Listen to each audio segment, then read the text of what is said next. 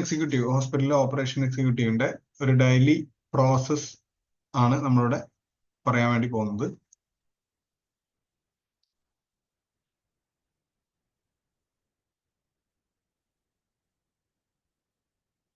Start of the day, ഒരു ദിവസം എങ്ങനെ സ്റ്റാർട്ട് ചെയ്യുന്നതാണ്. ഒന്ന് facility check and staff check. Ensure all hospital department are operation. എല്ലാ ഡിപ്പാർട്ട്മെന്റും നമ്മുടെ വർക്കിംഗ് ഹവേഴ്സ് സ്റ്റാർട്ട് ചെയ്തത് മുതൽ കൃത്യമായിട്ട് ഓപ്പറേഷനിൽ തന്നെയാണെന്ന് ഉറപ്പുവരുത്തുക. Verify staff attendance, house keeping, security, technicians ഇവരെല്ലാം കൃത്യമായ എത്തിയിട്ടുണ്ട്, എഫിഷ്യന്റ് ആണ്, എല്ലാത്തിനും കറക്റ്റ് ആളുകളുണ്ട് എന്ന് ഉറപ്പുവരുത്തുക. Check hospital infrastructure including power, water and medical equipment status. ഓരോ ഏരിയയിലും പോകുമ്പോൾ ഇന്ന ഏരിയ സംഗതികളൊക്കെ കൃത്യമായിട്ട് വർക്കിംഗ് ചെയ്യുന്നുണ്ട് എന്ന് ഉറപ്പുവരുത്തുക.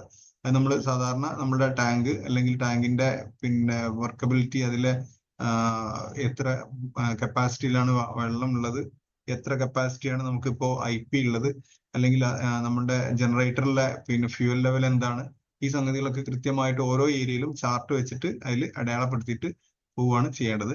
Next, patient flow and administration management. Monitor OPD, IPD patient flow for smooth operation. OP-യിലും IP-യിലൊക്കെ കൃത്യമായിട്ട് എത്ര പേഷ്യന്റ് ആണ് ഇപ്പോൾ വന്നുകൊണ്ടിരിക്കുന്നത് എന്നുള്ളത് കൃത്യമായിട്ട് മോണിറ്റർ ചെയ്തുകൊണ്ടിരിക്കുക. Coordinate with reception and administration for the bed availability.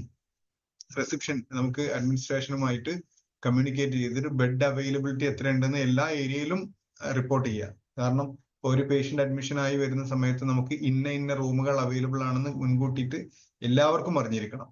So നമ്മള് ഓപ്പറേഷനിലാണ് കൃത്യമായിട്ട് അറിവുണ്ടാവുക. അപ്പൊ അത് റിപ്പോർട്ട് ചെയ്യേണ്ട റിസപ്ഷനിലും അല്ലെങ്കിൽ അഡ്മിനിസ്ട്രേഷൻ ടീമിന് മുമ്പിലും എല്ലായ്പ്പോഴും ഓരോ ദിവസത്തെ ബെഡ് അവൈലബിലിറ്റി, ഈ മോർണിംഗിലും ഈവനിങ്ങിലും ബെഡ് അവൈലബിലിറ്റി എത്ര ഉണ്ടെന്ന് കൃത്യമായിട്ട് അവർക്ക് അറിയിച്ചു കൊടുക്കുക. Ensure emergency and casualty department are well equipped. അതായത് കാഷ്വാലിറ്റി അതേപോലെ തന്നെ എമർജൻസി ഡിപ്പാർട്ട്മെന്റ് എല്ലാ ഏരിയയിലും എല്ലാ മെറ്റീരിയൽസും അവരിൽ ഉണ്ടെന്ന് ഉറപ്പുവരുത്തുക.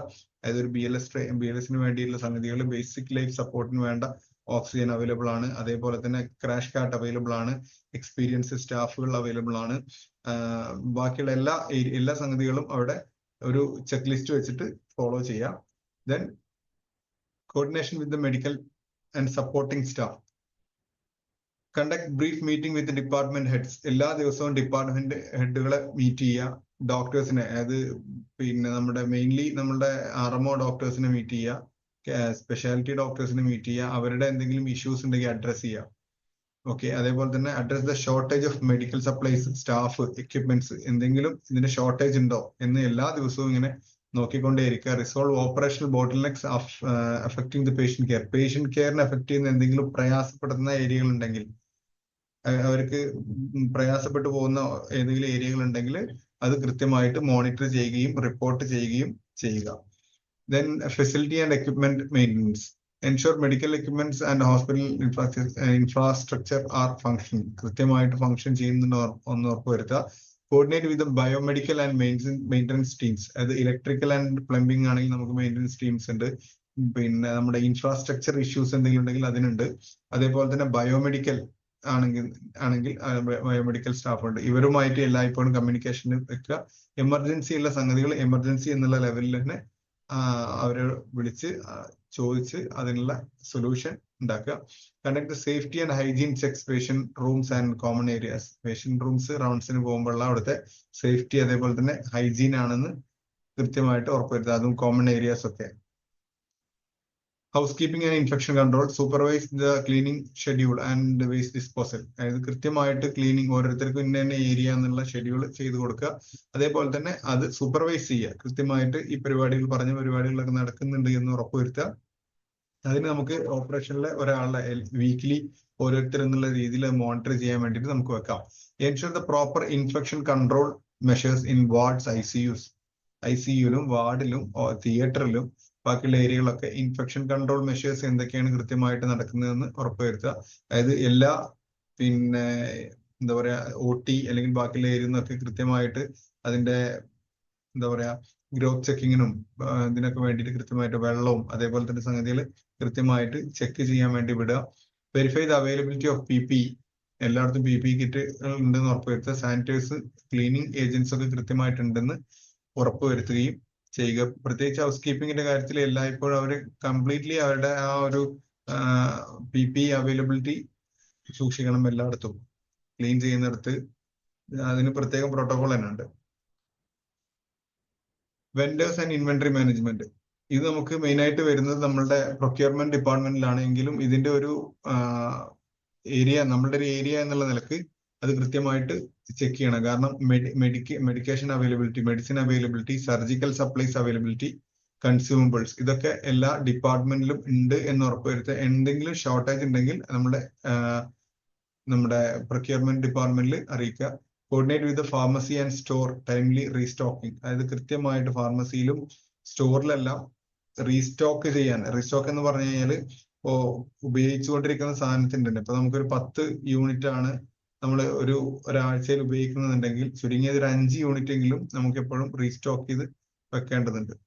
ഓക്കെ, അപ്പൊ അതൊരു അങ്ങനെയുള്ള സംഗതികളൊക്കെ കൃത്യമായിട്ട് ഉണ്ടെന്ന് ഉറപ്പുവരുത്തുക. സീറോ, അതായത് പിന്നെ ക്വാണ്ടിറ്റിയിലൊന്നും ഒരൈറ്റവും ഇല്ല എന്ന്, അങ്ങനെ സീറോ ക്വാണ്ടിറ്റിയിൽ ഇരിക്കുന്നില്ല എന്ന്, മൂവിങ് ഐറ്റംസ് ഒന്നും സീറോ ക്വാണ്ടിറ്റിയിൽ ഇരിക്കുന്നില്ല എന്ന് ഉറപ്പുവരുത്തുക. Ensure on time vendor payment and contract renewals, അതായത് നമ്മളുടെ വെണ്ടർ പേയ്മെന്റ്സ്, ഇപ്പൊ എന്തെങ്കിലും ഐറ്റംസ് വാങ്ങിക്കുകയൊക്കെ ആണെങ്കിൽ അവർക്ക് കൃത്യമായിട്ട് പേയ്മെന്റുകൾ പോയിട്ടുണ്ടെന്ന് ഉറപ്പുവരുത്തുക. അതിനൊക്കെ ഒരു ഫയല് കൃത്യമായിട്ട് അക്കൗണ്ട്സുമായി കമ്മ്യൂണിക്കേറ്റ് ചെയ്തിട്ട് കൃത്യമായിട്ട് ഫയൽ കീപ്പ് ചെയ്യാം. ഇപ്പൊ നമുക്ക് ഫാർമസി, മെഡിസിൻ ഒക്കെ ആണെങ്കിൽ പ്രൊക്യൂർമെന്റ് ഡിപ്പാർട്ട്മെന്റിൽ ഉണ്ട്. അതല്ല എന്തെങ്കിലും അഡീഷണൽ ഇൻഫ്രാസ്ട്രക്ചറുമായി ബന്ധപ്പെട്ടിട്ടോ അല്ലെങ്കിൽ ബാക്കിയുള്ള അഡീഷണൽ പർച്ചേസ് ഒക്കെ വരികയാണെങ്കിൽ കൃത്യമായിട്ട് വെൻഡേഴ്സിന് പേയ്മെന്റ് കിട്ടിയെന്നും അവരായിട്ട് നെഗോഷിയേറ്റ് ചെയ്തു എന്നും ഉറപ്പുവരുത്തുക. പിന്നെ financial and billing oversight, monitor the daily revenue collection and pending payments. അത് IP-യിലാണ് നമുക്ക് മെയിൻ ആയിട്ടുള്ളത്. IP-യിലും OP-യിലും എമർജൻസി കേസ് വരുമ്പോൾ എല്ലാം ബില്ലിംഗ് പ്രോസസ്സ് വളരെ സ്മൂത്ത് ആയിട്ട് പോകുന്നുണ്ടെന്ന് ഉറപ്പുവരുത്തുക. അതിൽ ഡിലേസ് എവിടെയെങ്കിലും ഉണ്ടെങ്കിൽ ആ ഡിലേ ഡയറക്റ്റ് പോയി അറ്റൻഡ് ചെയ്ത് അത് ഡിലേ ഒഴിവാക്കിയിട്ട് കസ്റ്റമർ ഫ്രണ്ട്ലി, അവർക്ക് എത്ര പേഷ്യന്റ് ഫ്രണ്ട്ലി ആയിട്ട് സംഗതികളെ മൂവ് ചെയ്യാൻ വേണ്ടിയിട്ട് ശ്രദ്ധിക്കുക. Insure smooth billing process for the OPD and IPD and emergency cases. Resolve any patient or insurance related billing dispute. അങ്ങനെ ഡയറക്റ്റ് പേഷ്യന്റിന്റെ എന്തെങ്കിലും ബില്ലിംഗ് ഡിസ്പ്യൂട്ടോ അതേപോലെ തന്നെ ഇൻഷുറൻസ് റിലേറ്റഡ് ആയിട്ടുള്ള എന്തെങ്കിലും കാര്യങ്ങൾ ഉണ്ടെങ്കിൽ അവരെ പോയി അറ്റൻഡ് ചെയ്ത് എന്താണ് അതിന്റെ പ്രോബ്ലം എന്ന് മനസ്സിലാക്കി അത് സൊല്യൂഷൻ ഉണ്ടാക്കാൻ വേണ്ടിയിട്ടുള്ള കാര്യങ്ങൾ ചെയ്യുക. എപ്പോഴാണോ നിങ്ങൾക്ക് ഹയർ ലെവലിലേക്ക് കമ്മ്യൂണിക്കേഷൻ ചെയ്യേണ്ടതെന്നുണ്ടെങ്കിൽ, നിങ്ങൾക്ക് ഡൗട്ട് വരികയാണെങ്കിൽ മുകളിൽ കമ്മ്യൂണിക്കേറ്റ് ചെയ്തതിനു ശേഷം മാത്രം റിപ്ലൈ കൊടുക്കുക. Compels and legal documentation, ensure attendance of the hospital policies and government regulations. അതായത് ഹോസ്പിറ്റൽ പോളിസീസ് കൃത്യമായിട്ട് ഫോളോ ചെയ്യുക. അതിൽ 1-2 ഉള്ളത് നമ്മളുടെ ലീഗൽ കേസുകൾ, മെഡിക്കോ ലീഗൽ കേസുകളൊക്കെ വരുമ്പോൾ എങ്ങനെ അറേഞ്ച് ചെയ്യണം, എവിടുന്ന് മെയിൽ പോകണം. അപ്പൊ സാധാരണ നമ്മളുടെ മെയിൽ ID-യിൽ നിന്ന് നമ്മളുടെ എന്താ പറയാ ഏതാണോ ഇൻസിഡന്റ് നടന്ന പോലീസ് സ്റ്റേഷൻ, അതിലേക്കാണ് മെഡിക്കോ ലീഗൽ സംഗതിയിൽ പോവുക. അതിന്റെ ഫോമാറ്റ് ഉണ്ട്, ഫോമാറ്റ് ഷെയർ ചെയ്ത് തരും. അതേപോലെ തന്നെ അത് ഓരോ ഏത് സ്റ്റേഷനിലേക്കാണോ പോകേണ്ടത് കൃത്യമായിട്ട് ഇത് എന്തെങ്കിലും ഡൗട്ട്, ഡോക്ടേഴ്സിന് എന്തെങ്കിലും ഡൗട്ട് വന്നതാണെങ്കിൽ, ഹറാസ്മെന്റ്, ഫിസിക്കൽ ഹറാസ്മെന്റോ അല്ലെങ്കിൽ വേറെ എന്തെങ്കിലും ഹറാസ്മെന്റ് സംഗതികൾ ഉണ്ടെങ്കിൽ അത് കൃത്യമായിട്ട് പോലീസ് ഇന്റിമേഷൻ കൊടുക്കേണ്ടതുണ്ടെങ്കിൽ ഡോക്ടറുടെ സമ്മതത്തോടു കൂടി ഡോക്ടർ പറയുകയാണെങ്കിൽ അതിന് വേണ്ട മൂവ്മെന്റുകൾ ചെയ്യുക. Keep fire safety NABH accreditation medical waste record updated. ഇതിന്റെ ഫയർ ആൻഡ് സേഫ്റ്റി നമ്മുടെ എല്ലാ ഏരിയകളിലും നമ്മൾ ഫയർ എക്സ്റ്റിങ്വിഷേഴ്സ് വെച്ചിട്ടുണ്ട്. അത് കൃത്യമായിട്ട് എല്ലാവർക്കും ഓപ്പറേറ്റ് ചെയ്യാൻ അറിയും എന്ന് ഉറപ്പുവരുത്തുക. ഒരു 3 മാസത്തെ ഇടവേളകളിൽ അതിന്റെ ഒരു ഡ്രില്ല് വെക്കുക. NABH അക്രഡിറ്റേഷനുമായി ബന്ധപ്പെട്ട് നമ്മൾ നടത്താറുള്ള എല്ലാ ഡ്രില്ലുകളും ഇതിന്റെ കൂടെ കൊണ്ടുനടത്തുക. അതിന് 3 മാസം എന്നില്ല, എല്ലാ മാസങ്ങളിലും എല്ലാ ആഴ്ചകളിലും അത് കൊണ്ട് നടത്താം. മെഡിക്കൽ വേസ്റ്റ് റെക്കോർഡ്സ് കൃത്യമായിട്ട് മെയിൻറ്റെയിൻ ചെയ്യുക. ഇപ്പൊ നമ്മൾ ഇമാജിലേക്കുള്ള മെറ്റീരിയൽസ് ആണ് കൊടുക്കുന്നത്. അവരുടെ പേയ്മെന്റ് മെത്തേഡ് നമ്മൾ പേയ്മെന്റ് ക്ലിയർ ചെയ്തിരുന്ന ഉറപ്പുവരുത്തുക. ഒരിക്കലും അത് സ്റ്റക്ക് ആവാൻ ചാൻസ് കൊടുക്കാതിരിക്കുക. Conduct internal audits and check complaint gaps. എവിടെയെങ്കിലും കംപ്ലൈന്റ്സ് ഗ്യാപ്പ് ഉണ്ട് നോക്കിയിട്ട് അതിൽ ഇന്റേണലി എല്ലായ്പ്പോഴും ഓഡിറ്റ് നടത്തിക്കൊണ്ടിരിക്കുക. എവിടെയെങ്കിലും എന്തെങ്കിലും നമ്മളുടെ ഒരു പ്രയാസമുള്ള ഏരിയ ഉണ്ടെങ്കിൽ അത് ഫില്ല് ചെയ്യാൻ വേണ്ടിയിട്ട്. Then patient experience and grievance handling.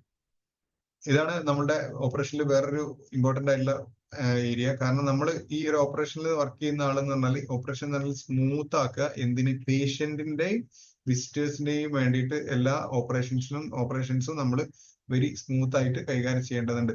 Address patient and visitors concern promptly. എന്തെങ്കിലും പേഷ്യൻസോ അല്ലെങ്കിൽ അവരുടെ ബൈസ്റ്റാൻഡേഴ്സോ എന്തെങ്കിലും കൺസേൺസ് പറയുകയാണെങ്കിൽ അത് കൃത്യമായിട്ട് റിസീവ് ചെയ്ത് അതിന്റെ മറുപടി കൃത്യമായിട്ട് കൊടുക്കുക. Taking reviews and testimonials. ഇപ്പൊ നമ്മളുടെ പേഷ്യൻസ് ഉണ്ട്, അവർക്ക് നമ്മളുടെ സ്റ്റാഫുകളുടെ റിവ്യൂ, ഡോക്ടേഴ്സിന്റെ റിവ്യൂ, നമ്മളുടെ ഫെസിലിറ്റീസിന്റെ റിവ്യൂ, അതൊക്കെ ഉണ്ടെങ്കിൽ കൃത്യമായിട്ട് നമുക്ക് ഗൂഗിൾ റിവ്യൂസോ അല്ലെങ്കിൽ വീഡിയോ ടെസ്റ്റിമോണിയൽസോ ആയിട്ട് അവർ ഡിസ്ചാർജ് ചെയ്ത് പോകുമ്പോഴേക്കും നമ്മളത് ചെയ്തിരിക്കണം. Conduct daily rounds to check patient satisfaction. Patient സൈഡിൽ നിന്നാണ് നമ്മളുടെ ഈ റൗണ്ട്സ് എല്ലാം പോകേണ്ടത്. ആ പേഷ്യന്റ് സാറ്റിസ്ഫൈഡ് ആണോ എന്നുള്ളത് കൃത്യമായിട്ട് അതിന് വേണ്ട കൃത്യമായിട്ട് റൗണ്ട്സ് എടുത്തിരിക്കണം.